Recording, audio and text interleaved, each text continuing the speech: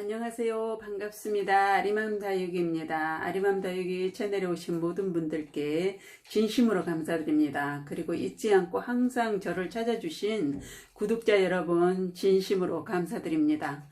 영상 보시기 전 구독, 좋아요, 알림 설정 부탁드립니다.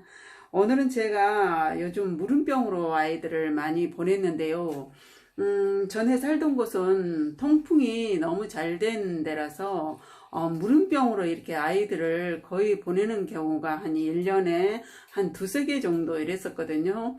그런데 여기 지금 이사를 와서 남향이기는 하지만 확장형이어서 거실 안에서 아이들을 키우다 보니 문을 많이 못 열어놓고 하는 바람에 아이들이 물음병으로 좀 여럿이 가고 깍지벌레도 지금 생기고 이렇게 되는데요. 물음병은 물을 줬을 때 화분에다 물을 줬을 때 제가 오늘도 이 아이들을 이렇게 물 줄 때가 돼서 물을 줘야 되는데요. 화분에 물을 줬을 때 아이들이 화분에 물이 고여 있지 않고 오랫동안 고여 있지 않고 빨리 흡수를 해서 이 위에 아이들이 다육이들이 물을 많이 먹고 남은 물은 화분에서 빨리 말려야 됩니다. 말라야 되는데 물을 위에서 목대에서 빨아들이지 못하고 화분 속에 고여 있을 경우에 뿌리들이 많이 고사가 돼요. 그렇게 되면 위에 다육이들이 물을 흡수를 하지 못하겠죠. 그렇게 되면 물은 안에서 화분 속에서 고여 있고 위에 다육이는 빨아들이지 못하고 이렇게 되다 보면 이제 뿌리가 썩기 시작을 하고 밑에 뿌리 위에 목대 부분까지 올라와서 뿌리가 계속 썩게 됩니다. 고사를 하게 되죠. 목대도 고사를 하게 되고 이미 위에까지 물음병이 왔을 때는 뿌리는 이미 다 상하고 없는 상태가 되거든요. 그래서 그거를 예방하기 위해서 제일 중요한 게 통풍인데요. 각자 집 환경에 따라서 통풍하는 그 조건이 달라질 거예요. 베란다에 바람이 많이 들어오는 경우에는 분이 빨리 말라서 아이들이 물음병의 예방에 좋을 거고요. 반대로 바람이 많이 들어오지 않는 그런 집 안에서 키우시는 분들은 물음병이 좀 자주 오는 걸로 저는 그렇게 생각이 듭니다. 그래서 이 아이들이 미리 예방하기 위해서는 물을 주고 난 다음에 통풍이 잘 안 되는 집에서는 어떻게 하면 좋냐면요. 물을 이렇게 지금 오늘 물 줄 때가 이 아이들이 물이 고파서 물 줄 때가 됐어요. 그래서 풀분은 제가 저면간수를 주로 많이 해주고 또 이렇게 하나하나씩 할 때는 저면간수를 해주는데 지금 베란다 밖에서 키울 때는 제가 저면간수는 주로 잘 안 하고 이렇게 위에서 상면으로 물을 이렇게 다 주었어요. 이제 지금 보시죠. 제 화분은 이렇게 물이 바로바로 빠집니다. 지금 물이 바로바로 쭉쭉 빠지거든요. 빠지고 제 흙은 또 제 비벼서 쓰는 흙은 물 빠짐이 좋게끔 제가 그렇게 비벼서 쓰는데요. 제가 흙 비비는 것도 제 영상에 올려놨기 때문에 여러분들 많이 도움이 됐으면 좋겠고요. 이렇게 물을 다 준 다음은 이렇게 물을 주면 저는 바로바로 밑으로 물이 빠지거든요. 이렇게 물을 주면 물이 그냥 바로 이렇게 쭉 빠집니다. 이게 보이시나요? 잘 안 보이시나요? 제 흙이 물 빠짐이 좋아서 물이 이렇게 쭉 빠집니다. 그냥 이렇게 쭉 빠집니다. 이렇게 바로 빠지는데 이렇게 물을 주고 나서 어떻게 하냐면 바람이 많이 안 부는 집에서는 베란다 안에 키우시는 분들은 선풍기를 켜주세요. 선풍기를 저는 24시간 이렇게 켜주는 편이거든요. 약하게 해가지고 물 준 아이들 가까이 두고 선풍기 바람을 계속 쐬어주면은 이 아이들이 위에 빨아먹고 나서 남은 아이들은 분해서 빨리 마릅니다. 그리고 제가 이거 풀분을 쓰는 이유는 분이 빨리 말라요.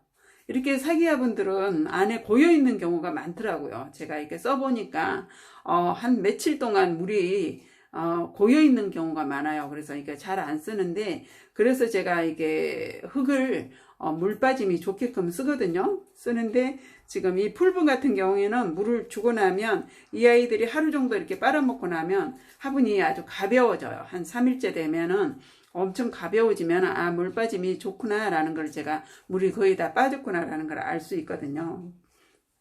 그리고 이거는, 그리고 이 아이들도 지금 이 아이들도 물 줄 때가 지금 돼서 제가 이렇게 물을 주려고 한엽송록인데 굉장히 묵은둥이거든요. 지난해는 꽃도 많이 피워주고 했고 지금 벌써 이거 베란다 거리에서 얘는 내놓는데 위에 물들기 시작했습니다. 이렇게 물이 이렇게 빨갛게 들죠. 이게 물들면 빨갛게 물들어서 엄청 예쁘거든요. 그래서 이렇게 한엽송록도 이렇게 지금 베란다 거리에 있는 애들은 굳이 이렇게 물음병은 잘 없더라고요. 근데 베란다 안에서 키우는 애들이 물음병이 많지, 아파트는 거의 베란다 안에서 키우는 사람들이 많기 때문에 여러분들도 이렇게 물을 주고 나면 반드시 지금 날씨가 서늘해지고 이럴 때는 좀 더 괜찮아요. 근데 여름에는 덥고 습도도 높고 할 때는 이렇게 물음병으로 가는 경우가 많기 때문에 습도가 많이 높을 때는 절대 물을 주시면 안 되고요. 장마 때는 또 물을 주시면 안 됩니다. 그 습도 그거 하나만으로도, 습기 하나만으로도 이 다육이들이 얼마든지 건강하게 사는 수가 있거든요. 그래서 장마 때 물을 주면 더군다나 이 아이들이 물음병이 굉장히 쉽게 옵니다.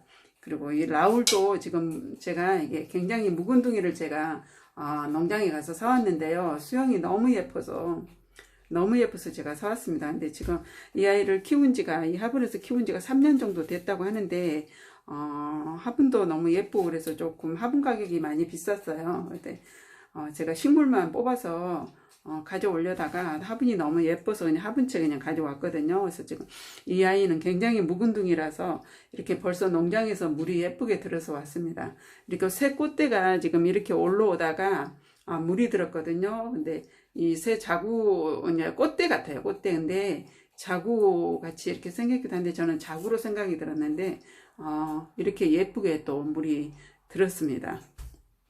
들었고, 그래서 물음병을 예방하기 위해서 꼭 해줘야 할 게, 물 주고 나서 반드시 선풍기로 바람을 휘어주든지 아니면 창문을 열어놓고 바람이 많이 들어오는 곳이라면 창문을 열어두고 꼭 환풍을 해주시기 바랍니다.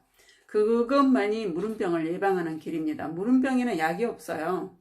약도 없고 물 과습으로 인해서 오는 병이기 때문에 약으로도 해결이 안 되기 때문에 여러분들 분갈이 하거나 분갈이 후 한 일주일 후 물을 주실 때 반드시 주고 나서 환풍을 시켜줘야 된다라는 거, 그리고 분을 빨리 말려줘야 된다라는 거, 이것만 잊지 마시고 관리를 해주시면 물음병 예방은 확실하게 될 것 같습니다. 근데 제가 정말 물음병으로 보내는 아이는 거의 1년에 두세 개 이렇게 보냈었는데 여름에 말고는 제가 물음병으로 보낸 적이 없거든요. 근데 이제 이사를 해서 여기 환경이 너무 많이 바뀌면서 통풍도 잘 안 되고 또 몸살알이도 이 아이들이 다 뽑아서 오면서 몸살알이도 하고 그리고 분갈이 하고 나서 일주일 후에 물을 줬는데 아이들이 그렇게 물음병으로 하나, 둘, 셋 이렇게 여러 아이를 보내게 되었습니다. 그래서 이 경험이 굉장히 중요하고요.